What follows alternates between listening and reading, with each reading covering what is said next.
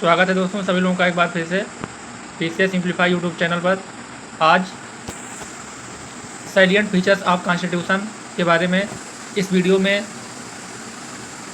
Complete करवा दूंगा और यह एक्सट्रैक्ट वीडियो है जो कि एम लक्ष्मीकांत बुक का एक्सट्रैक्ट पढ़ाऊंगा। इसमें फालतू की चीज़ें नहीं रहेंगी, केवल एग्जाम पॉइंट ऑफ व्यू से जो क्वेश्चंस एग्जाम में पुटअप किए जाएंगे उसी के अकॉर्डिंग इसमें हम फैक्ट्स पढ़ाने जा रहे हैं। इसमें दो चीज़ों पर आज बात करेंगे।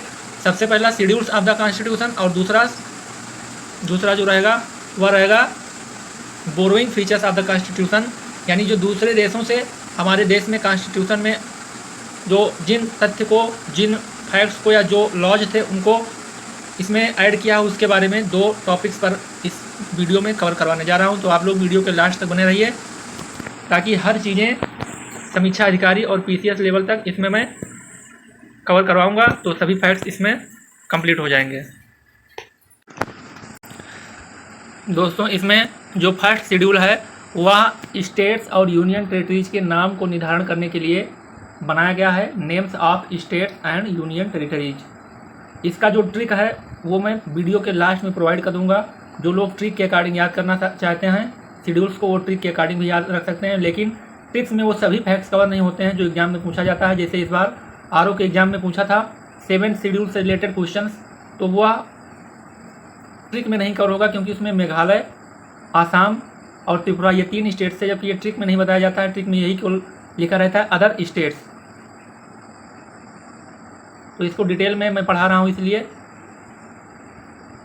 सेकेंड शेड्यूल है, second schedule इमालूमेंट्स, एलोवेंसेस and privileges.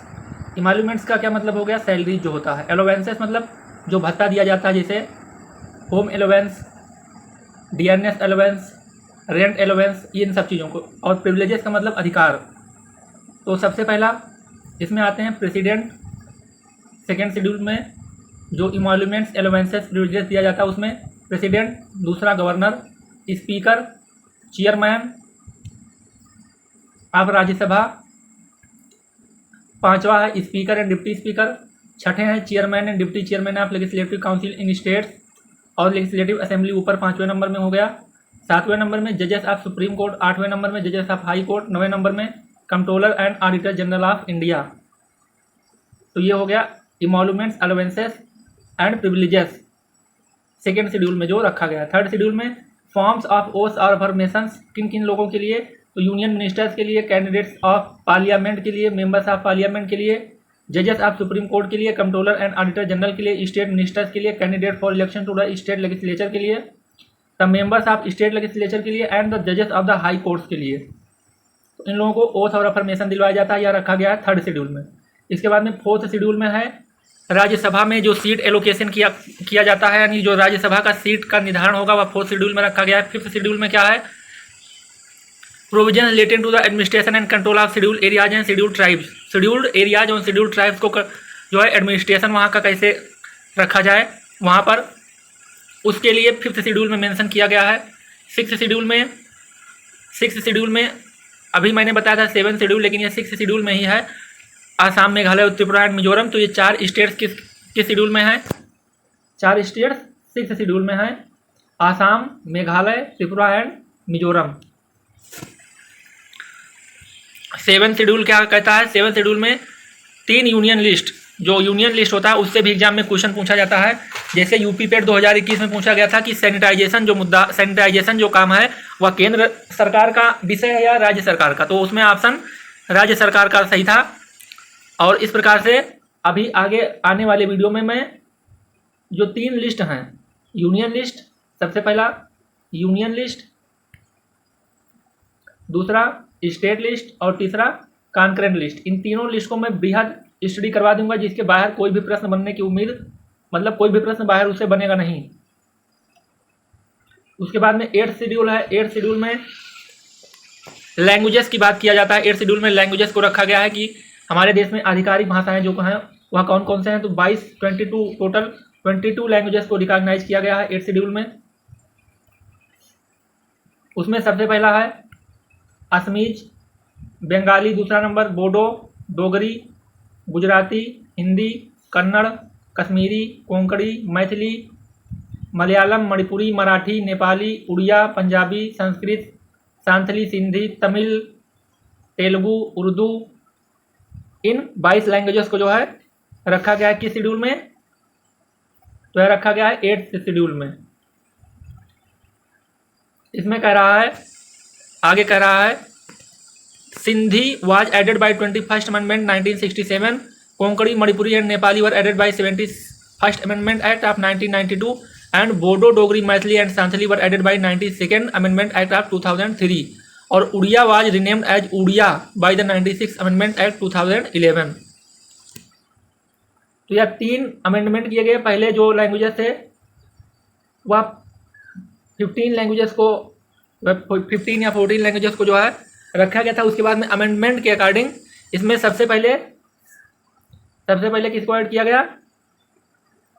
Sindhi को 21st अमेंडमेंट एक्ट 1967 के द्वारा और कोंकणी, मणिपुरी एंड नेपाली को 71st अमेंडमेंट एक्ट 1992 के अकॉर्डिंग और बोडो, डोगरी, मैथिली एंड सांथली इसको 92nd अमेंडमेंट एक्ट 2003 के अकॉर्डिंग ऐड किया। इसमें कौन कितने लैंग्वेजेस हो गए? 1 2 3 4 और इधर 5 6 7 और 1 8, टोटल 8 लैंग्वेज को इसमें ऐड किया गया। यानी 14 लैंग्वेजेस पहले मूल लैंग्वेजेस को थे, उसके बाद में अमेंडमेंट एक्ट के द्वारा 8 लैंग्वेज को और इसमें ऐड किया गया, यानी 22 लैंग्वेजेस टोटल अभी हैं। तो इसको किस शेड्यूल में रखा गया है? 8th शेड्यूल में। अब आता है 9th शेड्यूल। 9th शेड्यूल क्या करता है कि जमींदारी सिस्टम को या जमींदारी सिस्टम के रखरखाव के लिए एंड अबोलिशन ऑफ जमींदारी, यानी जमींदारी प्रथा को खत्म करने के लिए इस 9th शेड्यूल में जो है प्रोविजंस हैं। 10th शेड्यूल में provision relating to disqualification of members of parliament and state legislatures on the ground of defection, जो एक पार्टी से दूसरे पार्टी में दल बदल करते हैं उनके लिए 10th शेड्यूल में रखा गया है प्रोविजन। ये 52nd अमेंडमेंट एक्ट 1985 द्वारा लाया गया था। इसी को क्या कहते हैं? Anti defection law. Anti defection law 52nd amendment act 1985 के द्वारा किस शेड्यूल में है? तो यह 10th शेड्यूल में है।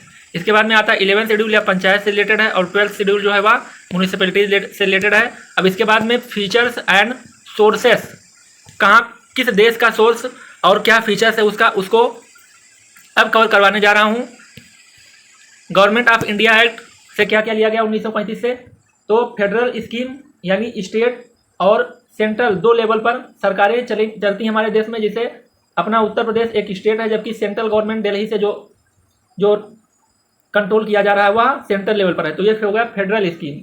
और उसके बाद में ऑफिस ऑफ गवर्नर का office, judicial system, public service commission, emergency provisions and administrative details कहाँ से लिया गया? Government of India act 1935। यह मेजर सोर्स था इंडियन गवर्नमेंट के लिए। दूसरा नंबर है ब्रिटिश कॉन्स्टिट्यूशन। ब्रिटिश कॉन्स्टिट्यूशन से क्या लिया गया? पार्लियामेंट्री गवर्नमेंट का feature, rule of law, legislative procedure, single citizenship. दोहरी नागरिकता नहीं है अपने देश में सिंगल सिटीजनशिप है, जबकि अमेरिका में डुअल सिटीजनशिप है। एक स्टेट का सिटीजनशिप अलग होता है और जबकि जो सेंट्रल गवर्नमेंट होता है अमेरिका में उसका सिटीजनशिप अलग होता है। इसके बाद में ब्रिटिश कॉन्स्टिट्यूशन से क्या लिया गया? कैबिनेट सिस्टम, जो कैबिनेट मंत्री होते हैं, प्रेरोगेटिव रिट्स, पार्लियामेंट्री प्रिविलेजेस और बाईकैमरलिज्म। बाईकैमरलिज्म का मतलब क्या हो गया? राज्यसभा और लोकसभा। यह भी फीचर ब्रिटिश कॉन्स्टिट्यूशन से ही लिया गया है। इस वीडियो को आप लोग 2 से 3 बार देखेंगे तो ऑटोमेटिक ये सब चीज़ें कवर हो जाएंगी। और आरओ का एग्जाम लगभग दिसंबर में होने वाला है, पीसीएस का अक्टूबर में। तो आप लोग बहुत कड़ी मेहनत करना होगा जिन लोगों को इस एग्जाम को क्वालिफाई करना है।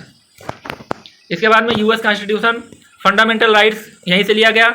जो हमारे देश में फंडामेंटल राइट्स की बात की गई है, लोगों को अधिकार, मूल अधिकार जो हैं जो छीने नहीं जा सकते हैं, उसी को कहा जाता है फंडामेंटल राइट्स। तो यह यूएस कॉन्स्टिट्यूशन से ही लिया गया है। वहाँ पर बिल ऑफ राइट्स होता था, जो कि 14वीं शताब्दी में वहाँ पर पास किया गया था अमेरिका में। तो बिल ऑफ राइट्स से ही यह फंडामेंटल राइट का कॉन्सेप्ट अपने देश में लिया गया है। इसके बाद में इंडिपेंडेंस ऑफ जुडिशरी, यानी जुडिशियल सिस्टम का स्वतंत्रता यूएस कॉन्स्टिट्यूशन से ही लिया गया है। जुडिशियल रिव्यू, यानी अगर स्टेटमेंट एक जजमेंट अगर कोर्ट के द्वारा दे दिया जाता है तो उस पर रिव्यू किया जाए, उसको दोबारा से जो है जज किया जाए, उसी को क्या कहते हैं? Judicial review. तो यह यूएस कॉन्स्टिट्यूशन से ही लिया गया है। इम्पीचमेंट ऑफ प्रेसिडेंट, यानी प्रेसिडेंट को किस प्रकार से हटाया जाता है अगर कोई गलती करता है प्रेसिडेंट, तो उसके लिए भी यूएस कॉन्स्टिट्यूशन से ही प्रोविजन लिया गया है। Removal of supreme court and high court जजेस and post of vice president, और जो वाइस प्रेसिडेंट का पोस्ट है वह भी यूएस कॉन्स्टिट्यूशन से के ही फीचर्स हैं। इसके बाद में आता है इरिश कॉन्स्टिट्यूशन, तो यहाँ से directive principles of state policy, nomination of members to Rajya Sabha and method of election of president. 5th number Canadian constitution, Canadian constitution से फेडरेशन विद स्ट्रॉन्ग सेंटर, यानी राज्य और केंद्र दो सरकारें होंगे, लेकिन फेडरेशन जो इस सेंटर रहेगा उसका वर्चस्व ज़्यादा रहेगा, इसी को कहते हैं federation with strong centre, Canadian constitution से लिया गया।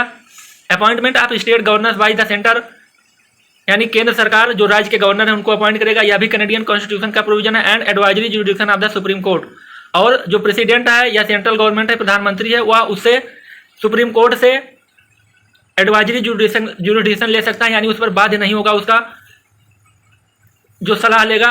तो इस प्रकार से यह कैनेडियन कॉन्स्टिट्यूशन से इसका फीचर था। इसके बाद में ऑस्ट्रेलियन कॉन्स्टिट्यूशन आता है।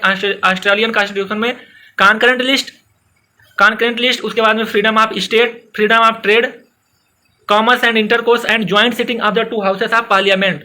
ज्वाइंट सिटिंग का जो प्रोविजन है वह 108 नंबर आर्टिकल में है, तो वह भी ऑस्ट्रेलियन कॉन्स्टिट्यूशन से लिया गया। इसके बाद में आता है वीमन कॉन्स्टिट्यूशन ऑफ जर्मनी, तो वीमन कॉन्स्टिट्यूशन ऑफ जर्मनी से suspension of fundamental rights during emergency, जब इमरजेंसी देश में लग जाता है तो उस समय लोगों के मूलभूत सुविधाएं हैं उसको बंद किया जा सकता है, इसके लिए provision women constitution of Germany से लिया गया। सोवियत कॉन्स्टिट्यूशन से क्या लिया गया? फंडामेंटल ड्यूटीज, यानी लोगों को देश के प्रति अपना जिम्मेदारी, कौन कौन सी जिम्मेदारियां निभाना चाहिए, उसके लिए सोवियत कॉन्स्टिट्यूशन यूएसआर रसिया से लिया गया provision. And ideal of justice, ideal of justice में social, economic and political justice इसमें इंक्लूड किया गया। फ्रेंच कॉन्स्टिट्यूशन आता है। फ्रेंच कॉन्स्टिट्यूशन से republic and the ideals of liberty, equality and fraternity in the preamble. South African constitution से procedure for amendment of the constitution and election of members of Rajya Sabha. Procedure for amendment यानी जो संविधान है उसमें किसी चीज को लेकर के अगर कोई गलती है तो उसको अमेंड किया जाए, इसको लेकर के जो प्रोविजंस लिए गए हैं, फीचर्स लिए गए हैं, वह साउथ अफ्रीकन कॉन्स्टिट्यूशन से लिए गए हैं। And election of members of Rajya Sabha. इसके बाद में जापानीज कॉन्स्टिट्यूशन, तो जापानीज कॉन्स्टिट्यूशन से क्या लिया गया है? प्रोसीजर इस्टेब्लिश्ड बाय लॉ, यानी जो लॉ ने जो प्रोसीजर इस्टेब्लिश किया उसी के अकॉर्डिंग सरकार चलेगा। इसका प्रोविजन कहाँ से लिया गया है? जापानीज कॉन्स्टिट्यूशन से। दोस्तों, इससे पहले हमने आप लोगों को शेड्यूल्स ऑफ इंडियन कॉन्स्टिट्यूशन और फीचर्स ऑफ इंडियन कॉन्स्टिट्यूशन यानी सोर्सेस ऑफ इंडियन कॉन्स्टिट्यूशन, यानी किस कंट्री से क्या सोर्सेस लिए गए हैं, कहाँ से संविधान को बनाने के लिए कहाँ से कंटेंट इकट्ठा किया गया, तो उसके बारे में बता दिया है। अभी हम शेड्यूल्स ऑफ इंडियन कॉन्स्टिट्यूशन का ट्रिक बताने जा रहे हैं। तो इसमें सबसे पहला है, इसका जो ट्रिक है वह है टीयर्स ऑफ ओल्ड पीएम। तो टोटल 12 शेड्यूल्स हैं और उसके बारे में अब इलेबोरेट कर रहा हूँ।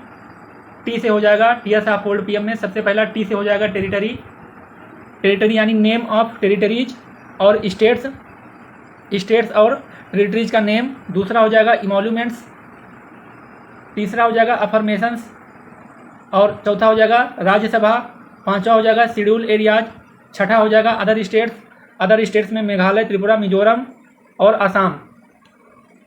इसके बाद में आता है सातवां शेड्यूल फेडरल लिस्ट यानी कॉन्करेंट लिस्ट। इसमें 3 लिस्ट जो कि एक सेपरेट वीडियो में कंप्लीट लिस्ट बता दूंगा। इसके बाद में 8वां नंबर हो जाएगा ऑफिशियल लैंग्वेजेस, जो 22 टोटल लैंग्वेजेस हैं। 9वां हो जाएगा लैंड रिफॉर्म्स, पंचायत नहीं, लैंड रिफॉर्म्स में जो जमींदारी से रिलेटेड सिस्टम्स हैं उसको लेकर के इसमें मेंशन किया गया है। 10वां नंबर हो जाएगा एंटी डिफेक्शन लॉ, जो कि 52nd अमेंडमेंट 1985 के द्वारा इसको अमेंड किया गया था और इसको लाया गया था एंटी डिफेक्शन लॉ दल बदलू नेताओं के लिए।